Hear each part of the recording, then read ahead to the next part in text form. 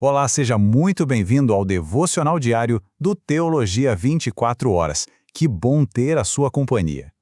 Olha, hoje a gente vai mergulhar uma passagem que é, sem exagero, uma chave para entender a lei de Deus. Está lá em Deuteronômio 6, versículo 1. Repare bem que o texto destaca três palavras específicas que a gente vai desvendar junto: mandamentos, estatutos e juízos. Mas o que elas significam de verdade? E essa é a grande questão, não é mesmo? Quem já leu o Antigo Testamento com atenção já deve ter se perguntado: por que repetir tanto? Às vezes parece que são só sinônimos. Mas e se eu te dissesse que cada uma dessas palavras abre uma porta para uma dimensão única e essencial da nossa caminhada com Deus? E se a chave para uma fé equilibrada, uma fé inteira, estiver escondida bem aí? Exatamente. A Bíblia não gasta palavras à toa. Pensa nisso como uma espécie de engenharia espiritual de Deus, sabe? A planta de um arquiteto divino. O objetivo dele nunca foi formar um povo pela metade, com uma fé que pende só para um lado. O que ele nos deu foi um mapa para uma fé completa, que é o antídoto perfeito contra os extremos espirituais. E olha só como o perigo do desequilíbrio é real. Se a nossa fé foca só nos mandamentos, a gente até pode ser obediente, mas corre o risco de se tornar duro, inflexível, até injusto. Se focar só nos estatutos, vira um ritualismo vazio, sem vida. E se a gente focar só nos juízos, podemos ter uma ética social muito boa, mas sem uma identidade santa que nos separa para Deus. É o que a gente chama de fé torta. Ok, agora que a gente já entendeu o perigo do desequilíbrio, vamos mergulhar na primeira dimensão desse mapa. Tudo começa aqui, nos mandamentos. Eles são a porta de entrada, o ponto de partida que lida diretamente com a nossa resposta à autoridade de Deus. A palavra em hebraico é mitzvot. Para ficar mais fácil de entender, pensa nela como um comando direto de um rei, sabe? Não é uma sugestão, é uma ordem clara, que espera uma resposta. Uma resposta de obediência. É a própria autoridade de Deus dizendo: olha, o caminho seguro é este aqui. Simples assim. É nesse ponto que o nosso coração é treinado a dizer sim para a soberania do Senhor. E os exemplos aqui são bem claros, bem diretos. Não matarás, honra teu pai e a tua mãe. São ordens objetivas. E o mais incrível é que, no Novo Testamento, Jesus eleva isso a um outro nível. Ele conecta a obediência diretamente ao amor, quando diz: se vocês me amam, guardarão os meus mandamentos. A obediência vira, então, uma prova de amor. Então, o ponto crucial é este. Os mandamentos nos dão clareza moral, uma bússola no mundo tão confuso. Eles nos treinam a render a nossa vontade à vontade de Deus e, principalmente, transformam o nosso amor por Ele em ações concretas, visíveis. Isso não é libertador? Certo, entendemos a porta da obediência. Agora vamos para a segunda porta, a dos estatutos.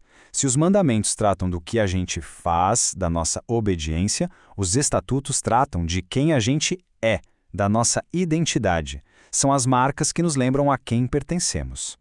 O termo hebraico aqui é shukim, e a raiz dessa palavra tem a ver com gravar, como se fosse algo esculpido numa pedra. Eu gosto de pensar nos estatutos como as tatuagens da aliança. Sabe? São aquelas marcas visíveis que dizem para o mundo a quem a gente pertence e que vão formando em nós uma cultura de santidade.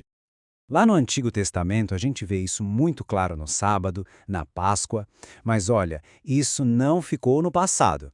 Hoje, os estatutos se traduzem nas nossas disciplinas espirituais, o ato de congregar, de participar da ceia, de ter uma vida de oração. São hábitos que, no meio da correria do dia a dia, nos lembram: ei, eu sou diferente, eu pertenço a Deus. Já parou para pensar no poder desses rituais na sua vida? É que sem essas marcas, a fé fica muito vulnerável. Os estatutos preservam a nossa identidade em Cristo. Eles treinam nosso coração na prática da santidade e protegem a comunidade de se dissolver na cultura do mundo. Pensa neles como as cercas de proteção da nossa fé. Uma proteção que, vamos combinar, todo mundo precisa.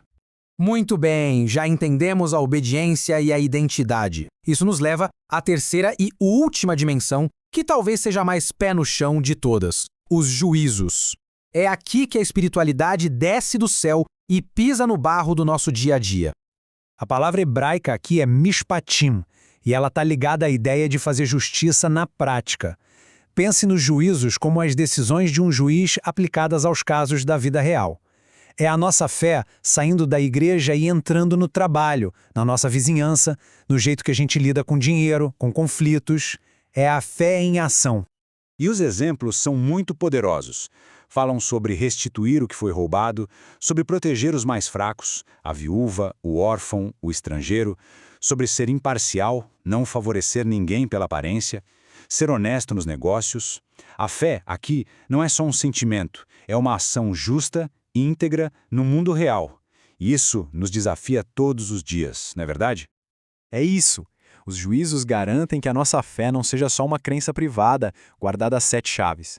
Eles nos forçam a ter integridade nas nossas relações, a proteger ativamente o próximo e a viver uma coerência radical entre aquilo que a gente diz que crê e aquilo que a gente realmente pratica. É uma fé que transforma o mundo ao nosso redor.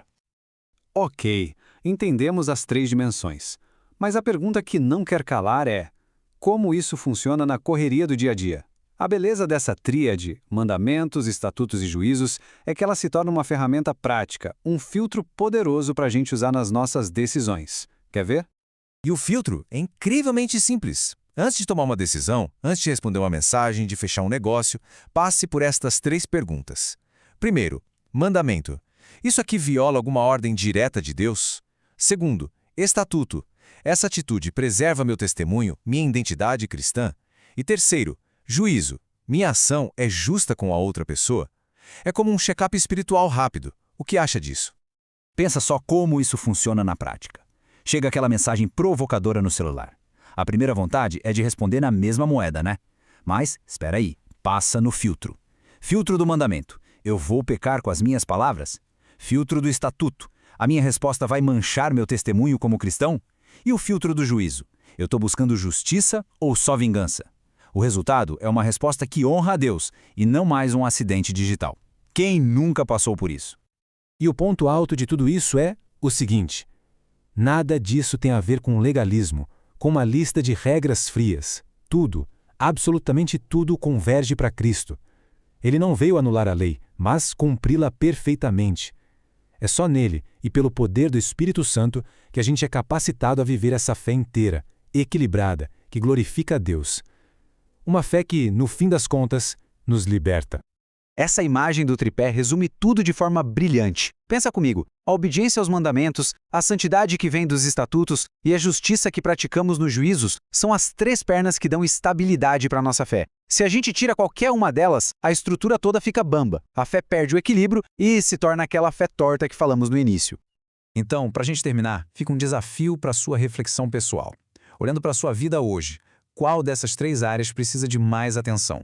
Onde você sente que precisa pedir a força de Deus? É na obediência clara aos mandamentos? É na preservação da sua santidade e da sua identidade? Ou é na prática da justiça com as pessoas ao seu redor? Comente como este devocional diário falou com você e qual dimensão Deus te chamou para fortalecer hoje. A sua história pode inspirar muita gente. E se você quiser mergulhar ainda mais fundo neste tema, a gente tem um convite. Acesse gratuitamente o teologia24horas.com.br. Lá você vai encontrar esse conteúdo em texto, áudio e até infográficos para facilitar o estudo. Tem muito mais esperando por você. Teologia 24 horas, um jeito inteligente de ensinar e aprender. Até a próxima!